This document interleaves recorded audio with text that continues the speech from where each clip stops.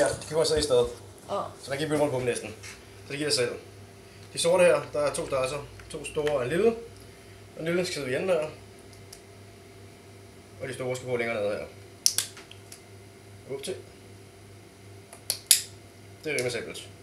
De røde, der er også kun to størrelser. Der er faktisk tre til små med, ikke? Men store og små, og så de to bitte små i det røde, ikke? Igen, det kan næsten ikke sidde forkert. Den lille på igen der. Der. Så er det sådan der. Der. Og der. Og det sidste sidder på den her. Up til. De små, det var den der snorkel der. Up til. Og up til. Den lille sorte.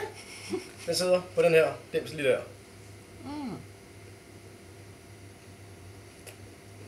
Dernede.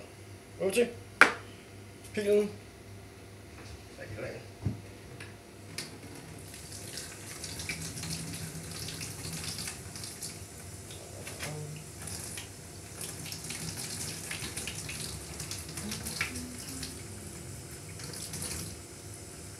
Det er sådan en, man har en tendens til at glemme at tage af, så der kan også sidde meget på, hvis man glemmer det. Vi skal bare i enden af den her. Sådan der. Og den sorte sidder her. Okay. Det var alle pakningerne faktisk.